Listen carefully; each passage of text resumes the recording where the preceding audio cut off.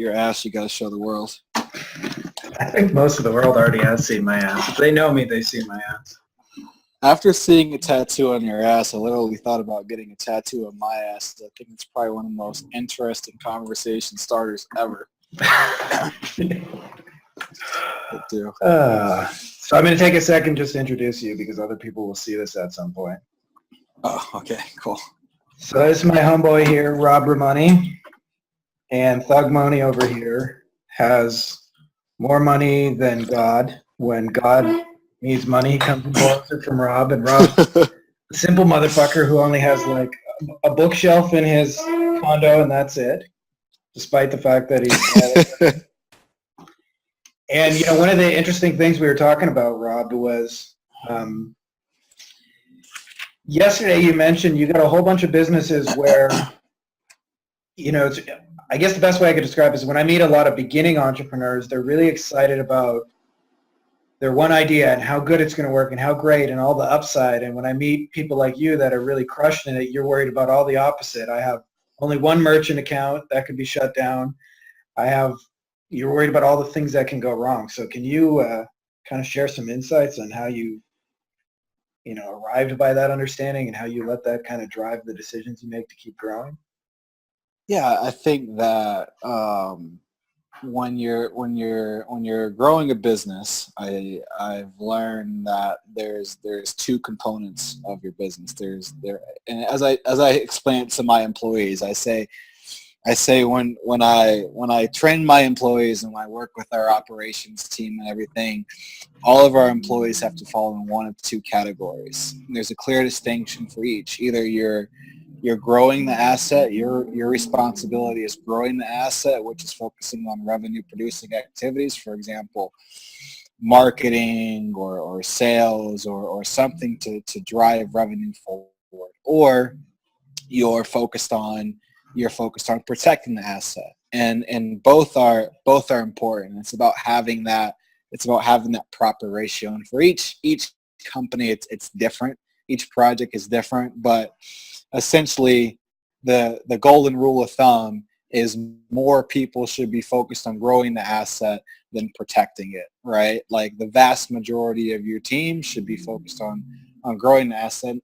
And the reason why is, you know, I'll give you a prime example, and I have to be very, very vague about this because we just settled. So I'll give you a prime example. Let's say that we have the happy-go-lucky entrepreneur and their entire mindset is, oh, let's just hire a bunch of employees, right? And they're only focused on the best case scenario. I'm going to hire the best employees, and they're going to be the best people ever, and so on and so forth. And kind of what I've learned with hiring is that you generally won't know someone's true colors until you fire them or until something happens. Yeah.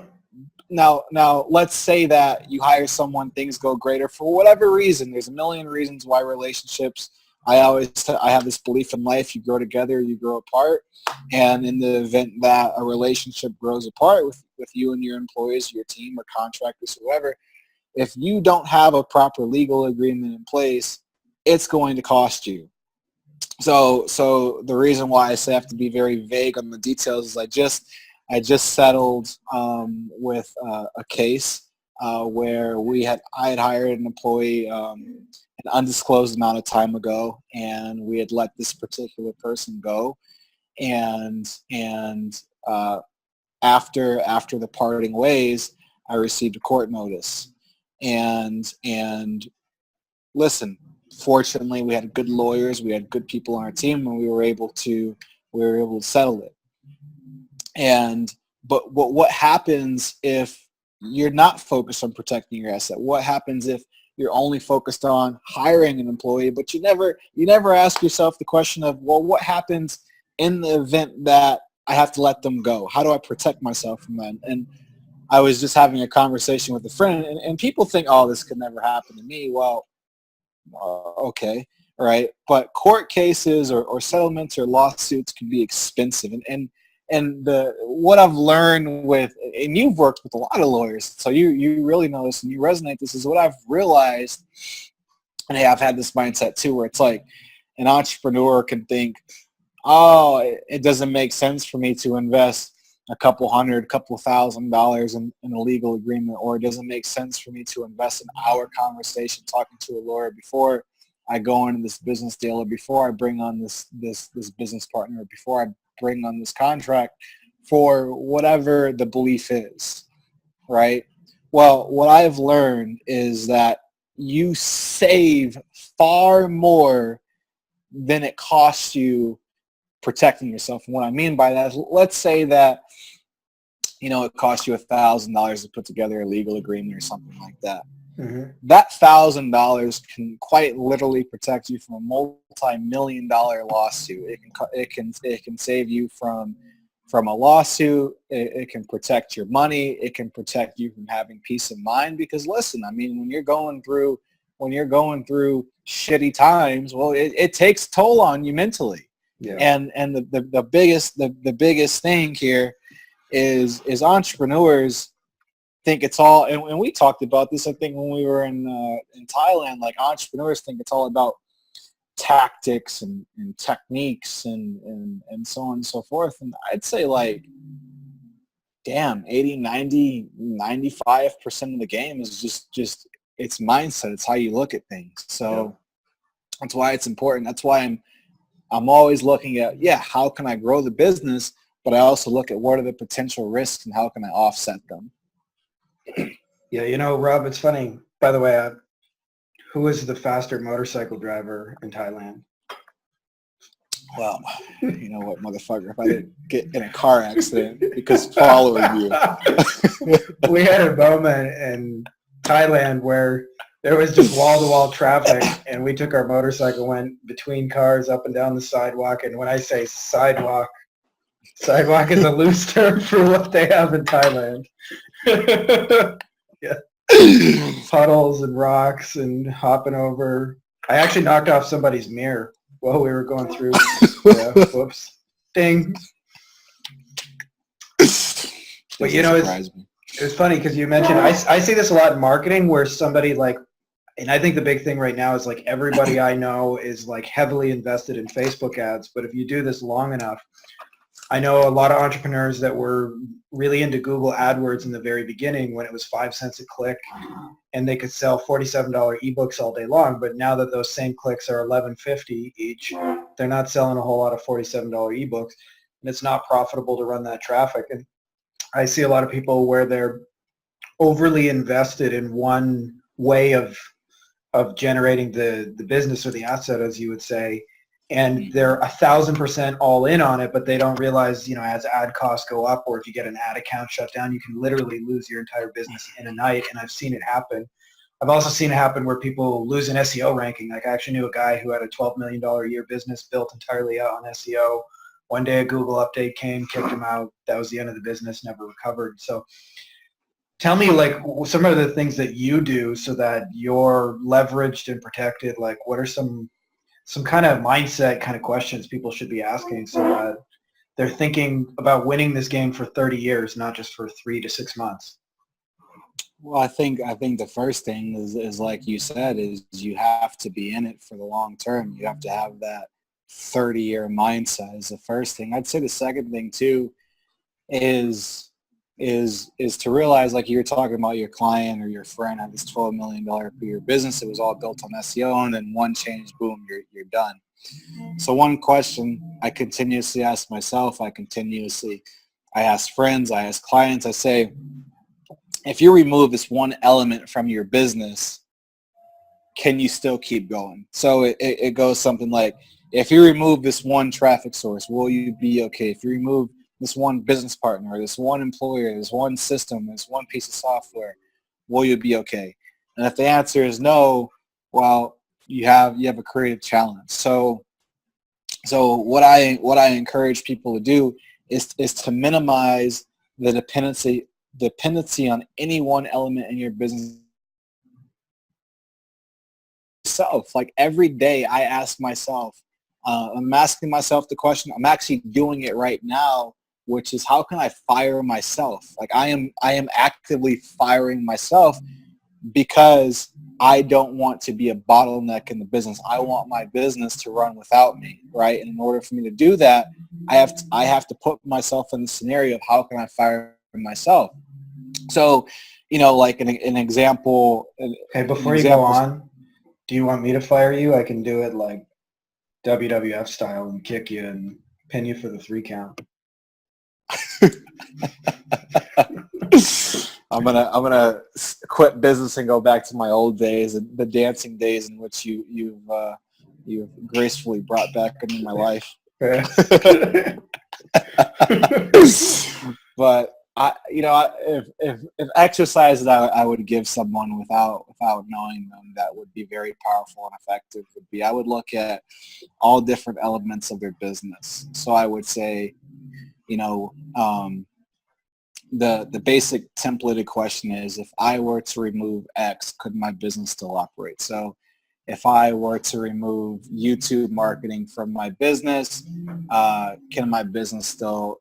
is my business still good? If I remove Facebook marketing from my business, am I okay? If I removed, X person from my business, am I okay? Like, I understand it's a lovey-dovey comment when entrepreneurs say, oh, I cannot live without my assistant, or I cannot live without my.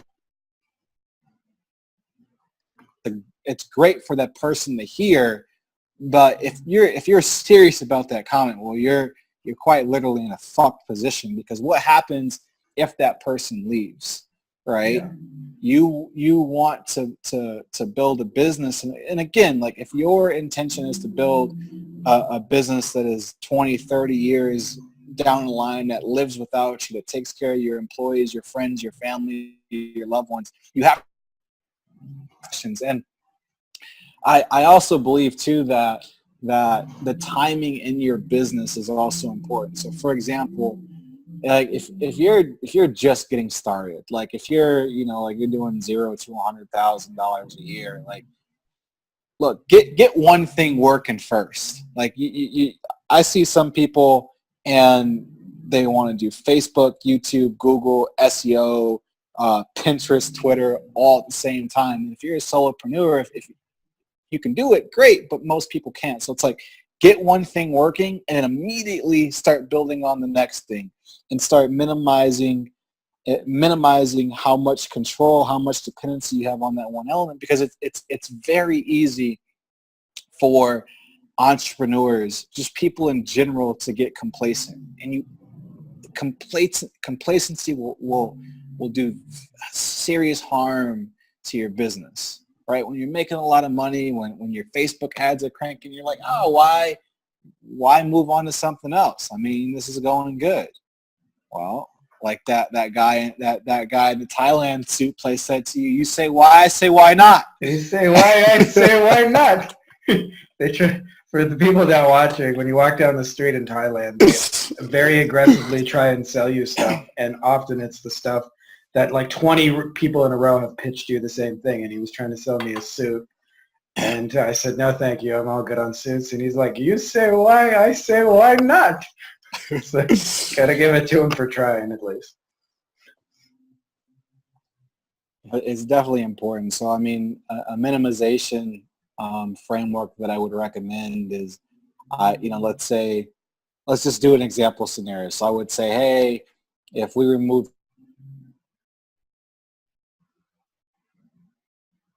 of your business is dependent upon Facebook, like 100% of your customers come from Facebook. So then the next question I would ask is, how can you minimize that? So what is the next traffic source that you can deploy into your business, by which deploying it, you could acquire more customers? Oh, someone would say YouTube. Awesome. So boom, you bring YouTube in the equation. YouTube's going well. Let's say 25% of your customers are coming from YouTube. Awesome. Now, like, listen, so 75% of your business is dependent upon Facebook. 25% is dependent upon YouTube. Great. Let's continue to minimize that number as much as possible, right? My general rule of thumb is I like to keep things under 33%. It's just a number that's just generally worked well for me. So let's say you have 5 traffic sources. Each traffic source is yielding 20%, give or take, of your customers. Well, you're doing something right. So what will happen is, let's say Facebook shuts your ad account down, which is very common. Facebook constantly goes through stuff. I'm on my 3rd, by the way. Running out of credit cards to give them. I'm gonna have to start signing up for some prepaid shit because they keep banning. Welcome to the club. Yeah. Right. So it's like, let's say, you have 5 different traffic sources. 20% of your customer acquisition comes from each traffic source. 20% comes from each traffic source. Facebook goes up. Well, guess what? You're not losing sleep, because 80% of your customers are coming from elsewhere, right? So you're good, and that gives you a little bit of breathing room to get back on track, to take that breath, to strategically think things through, and get back on your feet. Amen, brother. See, you always got some deep nuggets. See, I was gonna keep you here for just 10 minutes, but I'm keeping you at least 5 more. I hope you're cool with that. Is that cool? That's great. So that's cool. Let me ask you, when you see people start to have that kind of success, but they're leaving themselves open to, which I've seen, and I'm sure you've seen lots of, I call it the 6-month hero run, where they get really good at one thing, but they never think to add the second and the third and to diversify and make it stable. And because of it, I see this a lot in the coaching business, actually. Do you know Preston? Mm-hmm, mm-hmm. He told me that he's been doing coaching calls for everybody from Ted McGrath, Deepak Chopra, sold for me, sold for Oliver. And he says it's extremely rare to have a client for longer than 6 months because their funnels dry out after 6 months. And very rarely do I hear any of them like diversify or add to it or add media streams or,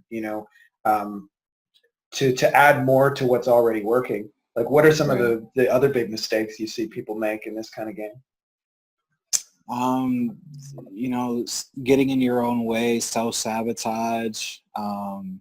I would say, really uncover what's working well for. I think a big thing too is people get caught up in the mindset of I'm the only person who can do it, which is the furthest thing from the truth. So they try to do everything when they should just be focused on their strength. I would say that, one question that I always like to ask myself is people are always looking at what their competitors are doing, which is great. But I ask myself, how can I put myself out of business? So I'll look at my business and I'll say, if I came in, I were to put myself out of business, how would I put myself out of business? And I'd say, lower prices, better marketing, better customer service. Like if I were a competitor, I'd say, I can offer lower prices, better marketing, better customer experience.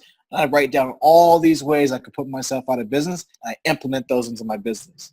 And then I ask myself the question again and again and again. So when you're looking at yourself in the mirror and you are your own competitor, you're always challenging yourself to be better, to do better, to become more, right? Like it's kind of like that celebrity effect where it's like in the infancy stages of someone on social media or whatever, it's like you see them, they're replying to their, so you ask what are some of the things? Well, when people get successful, they stop doing the things that made them successful. So like an example, it's like, let's say like, people who are in the public spotlight, they, in the infancy stages, they love their fans, they love their followers, their friends, their community, whatever they call them.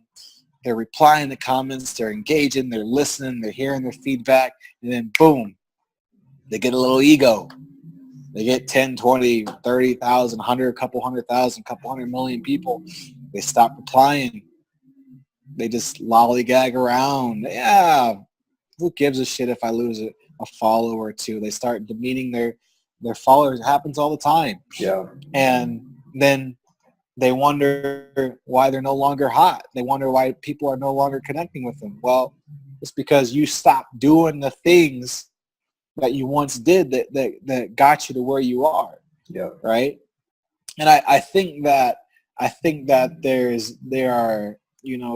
are key distinctions that you have to have that level of awareness to make. So for example, there's a popular saying of what got you here won't get you there, which I think is there's truth to it.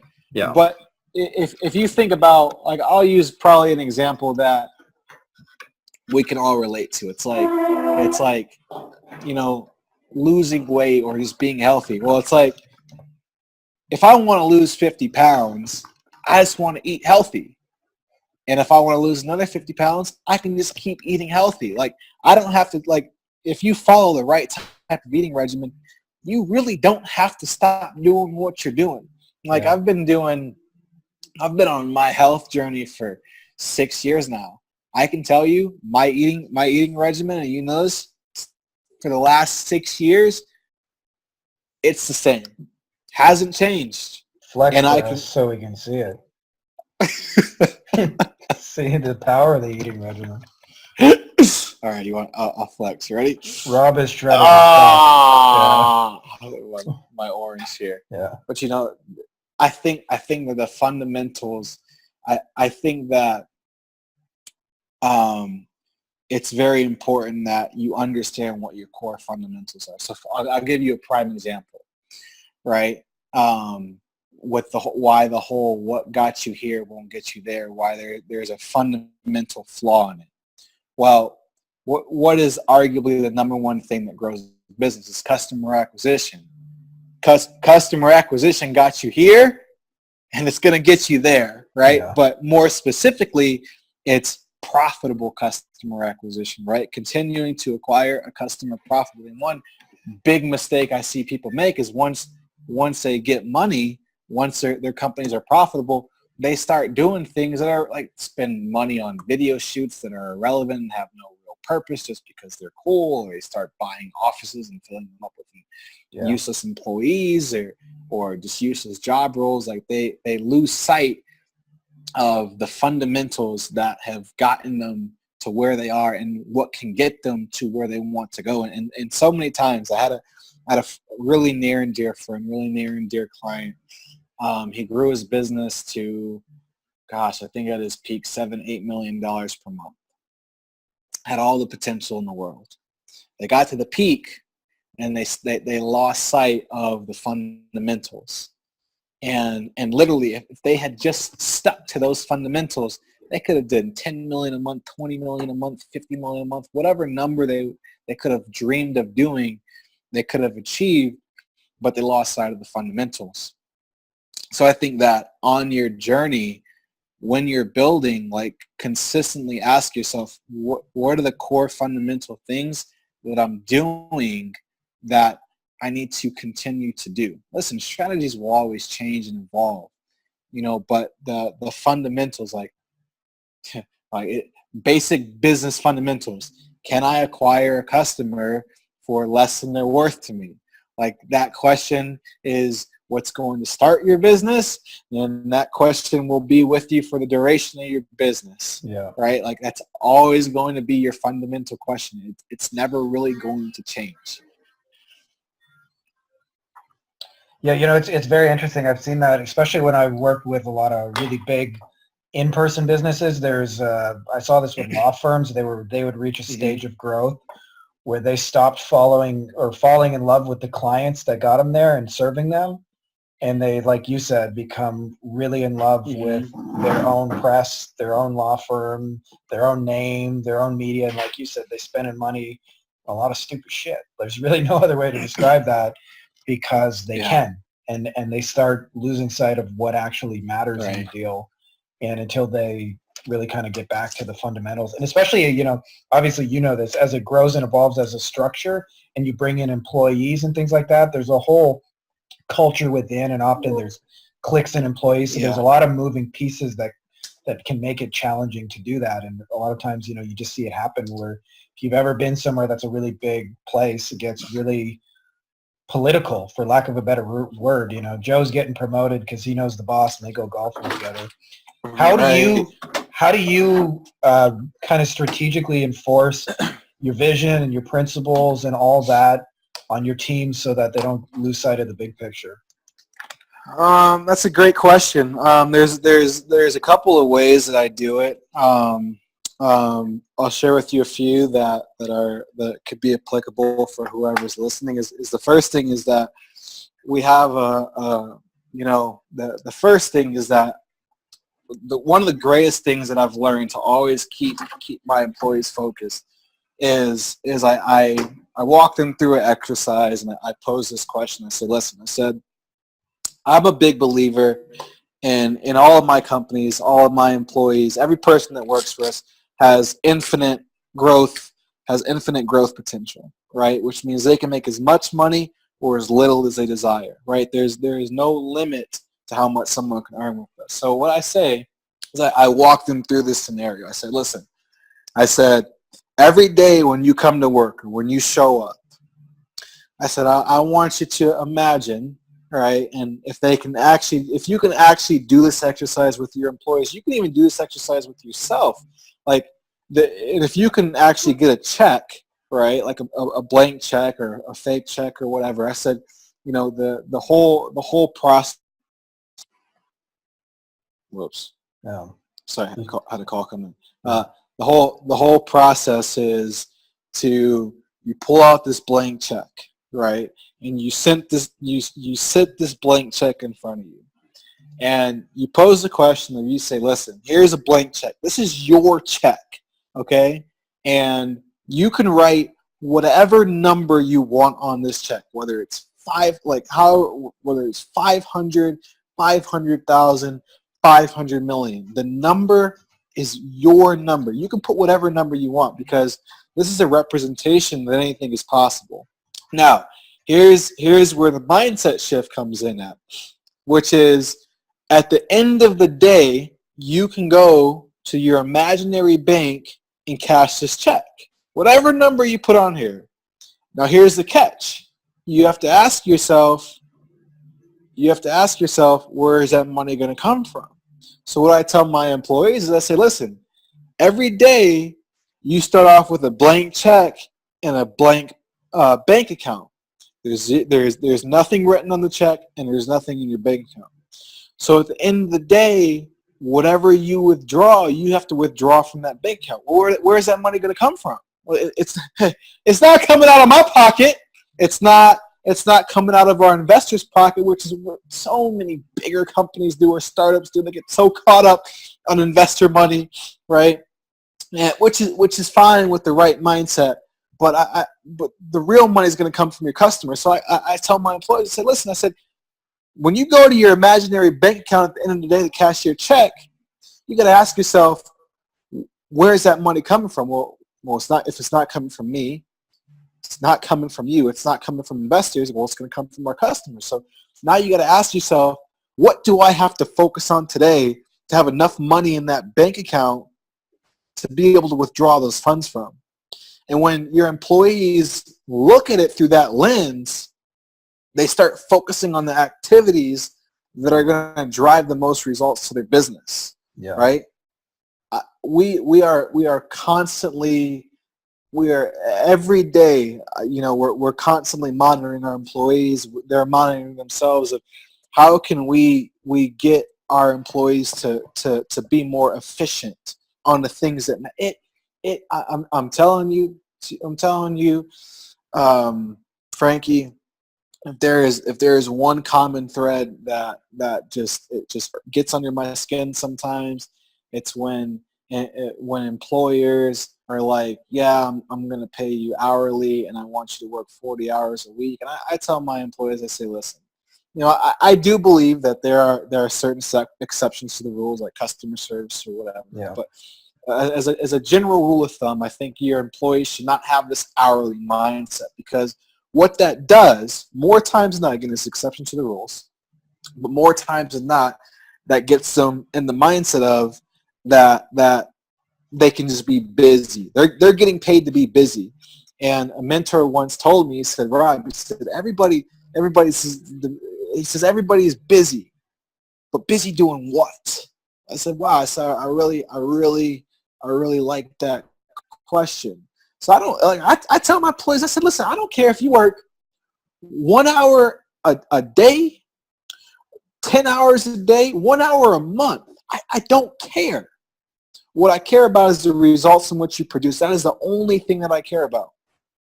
I have no problem paying someone however much amount of money if they worked for it.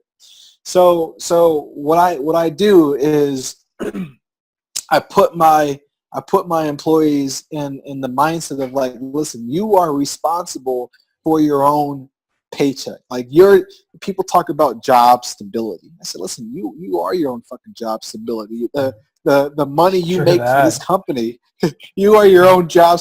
What can I do not to get fired? Make fucking money. It's really simple, right? Like I was talking to last week actually. We had gotten a call. We had a partners meeting, and the discussion got a little bit passionate, and I said because I had sent a really firm message to a couple of employees, and one of the partners like, dude, that's a really firm message. And I said, listen, I said my job. I said, listen, I love each and every person on this team, but my job is not to boost people's morale. My job is to make sure that people have the necessary mindset to have a job and keep a job. Yeah. I said, everybody needs to understand that this money comes from somewhere, right? Like it just does not come out of thin air, right? Like where are you producing this money from, right? So when you do that and you get your employees to focus, they start focusing on the things that matter instead of just posting on social media of people hire these social media people. Have a great day today. Okay, well, what's the intention behind this message? When you change the lens in which you're sending this message through, what is the outcome you're looking to achieve? And when you start asking yourself that question, when you get your employees to start asking themselves that question, that's when you get a self-sustainable company. A general rule of thumb in which I look through is I learned this probably 4 years ago maybe, and it's arguably one of the greatest things that I've learned working with employees, which is a 10-to-1 format, 10-to-1 ratio, meaning for every dollar you pay your employee, they should bring $10 profit to your company. Now, fair disclaimer, most of your employees are not going to yield that type of return. But the reason you ask that question is it forces you to think about what are the activities that I have to have them focused on to yield this type of return. Right. I remember 2 years ago. I got a phone call, and I got a phone call from a near dear friend. She calls me. She says, Rob, they had probably 3,000 employees. She said, Rob, just company's going to go bankrupt in 7 days. We've pissed out all the money in the bank account. We need you to come in and turn things around. What can we do? I said, well, number one, call me sooner. Yeah. But I came in and we were able to turn the company around, but through a series of mindset shifts. And one of the things, I started looking at their payroll. I started looking at how people were spending money. And one of the questions I asked all the department managers, I said, you guys got all these expenses, but where is this money coming from? Where are you getting the money to pay for all this, right? And when people start looking at it through that lens, their spending decisions change, right? It's the same thing with giving away equity in your company or doing profit share. Well, you can only pay out 100%. There's only so many pennies in a dollar. After that, you start going in the negative. So how are you going to properly distribute this penny? So one of the questions I asked myself, or I asked department managers, I said, listen, all right, you're going to bring on, let's say you're going to pay for this service. Let's say it's like $50 a month, right? Great. I say, and it's so funny because it's a very intensive exercise, but I'm telling you, if you do it and you're disciplined with it, you'll never go out of business ever. Which is so it's let's say you want to bring on a service, $50 a month, right? I ask myself, where's that money coming from?